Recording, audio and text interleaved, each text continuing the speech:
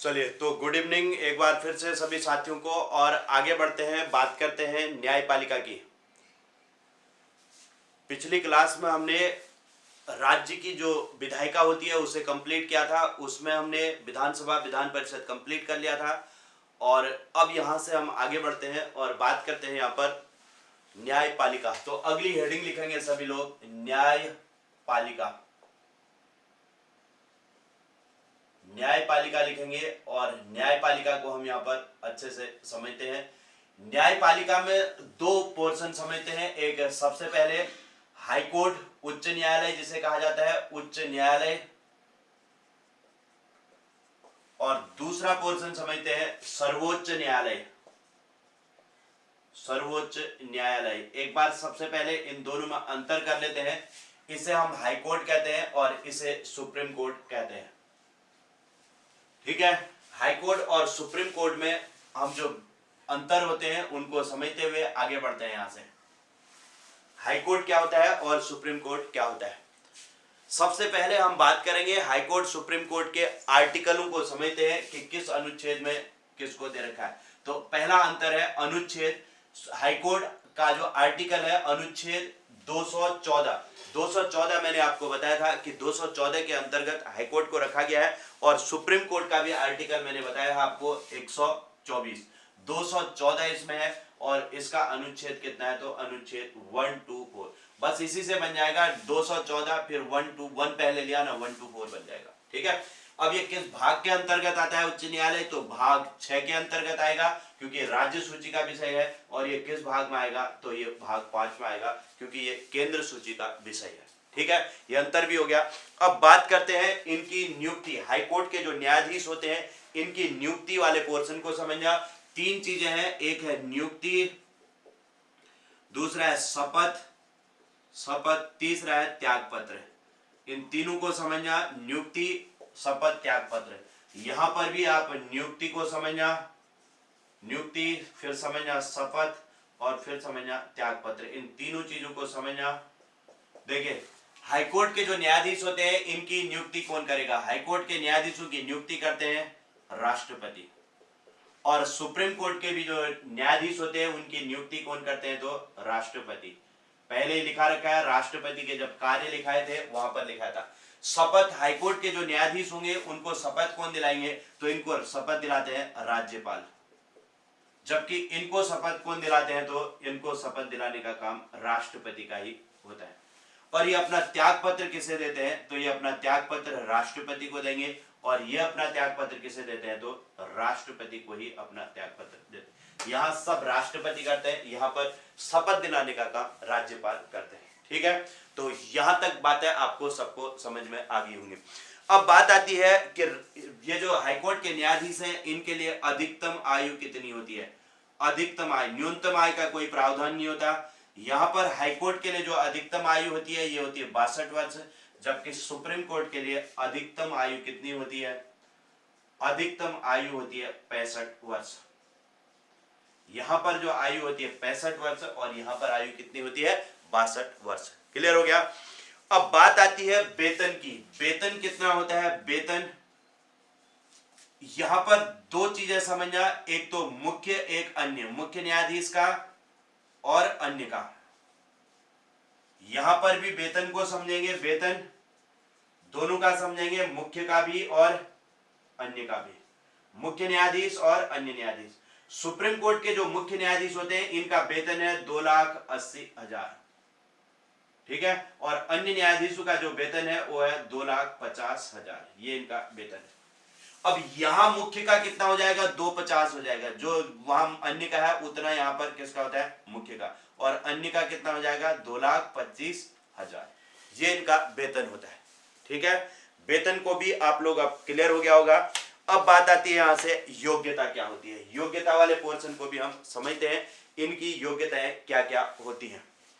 ठीक है, योग्यता भी दोनों में समझो। योग्यता, जो हाईकोर्ट का न्यायाधीश बनने के लिए क्या होना चाहिए, कम से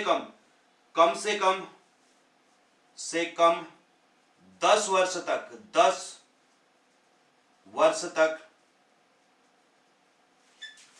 वकील रहा हो, 10 वर्ष तक सुप्रीम कोर्ट या हाई कोर्ट में वकील रहा हो, सुप्रीम कोर्ट या हाई कोर्ट में वकील रहा हो, वकील रहा हो, अथवा अथवा क्या होना चाहिए, अथवा 5 वर्ष तक डिस्ट्रिक्ट कोर्ट में क्या रहा हो, डिस्ट्रिक्ट कोर्ट में जज रहा हो।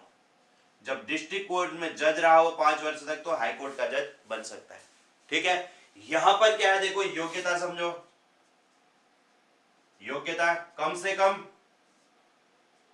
कम क्या होगा, कम से कम 10 वर्ष तक कहां वकील रहा हो, वर्ष तक, या सुप्रीम कोर्ट या हाई कोर्ट में, सुप्रीम कोर्ट या हाई कोर्ट में वकील रहा हो, वकील। और दूसरी बात क्या होगी, अथवा 5 वर्ष तक हाई कोर्ट में जज रहा हो। जब हाई कोर्ट में जज रहा हो तो तब सुप्रीम कोर्ट का जज बन सकता है। ये इनके लिए योग्यता है। ठीक है, तो इतने अंतर जल्दी से लिखो, फिर मैं आगे कुछ और अंतरों को और लिखाता हूं। जल्दी से इन अंतरों को लिख लीजिए, फिर कुछ और अंतर हम यहां पर लिखते हैं।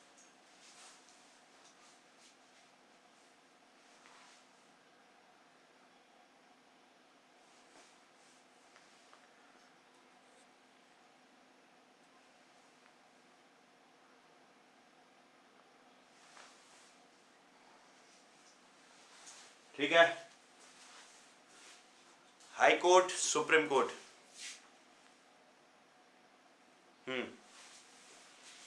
ठीक है, हाई कोर्ट अनुच्छेद 214, सुप्रीम कोर्ट 124, भाग 6 भाग 5, नियुक्ति राष्ट्रपति, शपथ राज्यपाल, त्यागपत्र राष्ट्रपति को।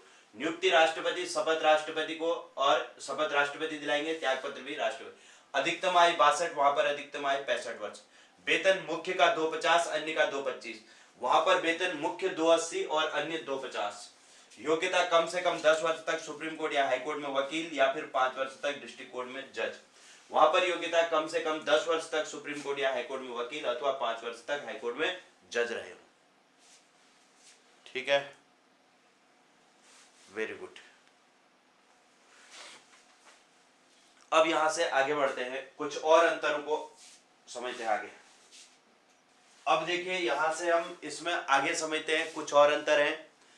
एक है अनुच्छेद, अच्छा इससे पहले वेतन हमने समझा।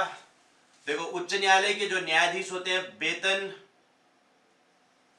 वेतन और भत्ते, वेतन भत्ते कहां से जाते हैं इनको, राज्य की संचित निधि से, राज्य की संचित निधि से।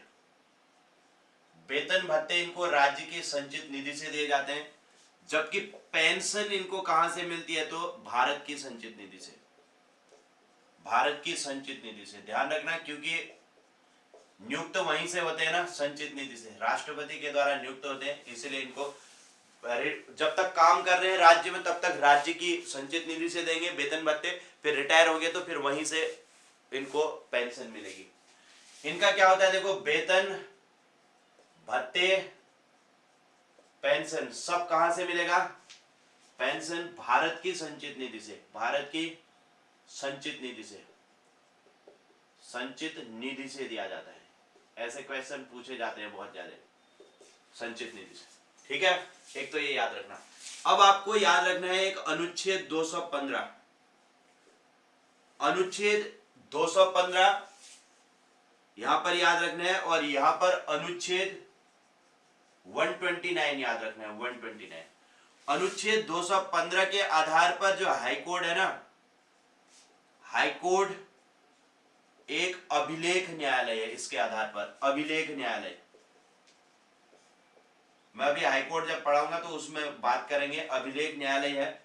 अनुच्छेद 215 में कहा गया हाई कोर्ट एक अभिलेख न्यायालय है। अनुच्छेद 129 में कहा गया है कि सुप्रीम कोर्ट एक अभिलेख न्यायालय है, अभिलेख न्यायालय है। सुप्रीम कोर्ट किस आर्टिकल के तहत अभिलेख न्यायालय है, तो 129। मतलब ये हो गया कि इनके जो भी डिसीजन होते हैं हाई कोर्ट या सुप्रीम कोर्ट के, दोनों अपने आप में क्या है, अभिलेख न्यायालय। इनके जो भी निर्णय होंगे वो अभिलेख के रूप में रखे जाते हैं, मतलब वो लिखित रूप में रखे जाते हैं। ठीक है, तो उन पर कोई भी प्रश्न चिन्ह नहीं उठा सकता। अगर कोई प्रश्न चिन्ह लगाएगा तो उस पर कार्रवाई भी की जा सकती है। तो ये इसका मतलब है कि हाई कोर्ट और सुप्रीम कोर्ट अपने आप में अभिलेख न्यायालय है। आर्टिकल कितना, 215 के तहत, आर्टिकल 129 के तहत। अब आर्टिकल 32 और आर्टिकल 226 मैंने आपको बता रखा है, याद है किसी को? आर्टिकल 32 और आर्टिकल 229 बताया है, 226 बताया, याद है क्या किसी को? आर्टिकल 32 में क्या है बताइए जल्दी, और आर्टिकल 226 क्या है, याद है? आर्टिकल 32 के तहत सुप्रीम कोर्ट के पास क्या है? सुप्रीम कोर्ट के पास मूल अधिकारों से संबंधित, मूल अधिकारों से संबंधित अधिकारों से संबंधित रिट जारी करने की शक्ति है, याचिका दायर करने की, रिट दायर करने की शक्ति दे रखी है इसमें, पढ़ा था अनुच्छेद 32 के तहत। और अनुच्छेद 226 के तहत हाईकोर्ट के पास मूल अधिकारों से संबंधित, मूल अधिकारों से संबंधित रिट दायर करने की शक्ति है,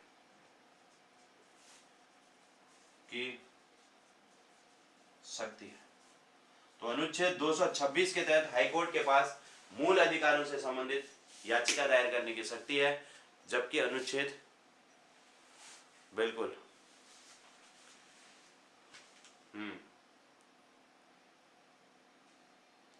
बिल्कुल ठीक है,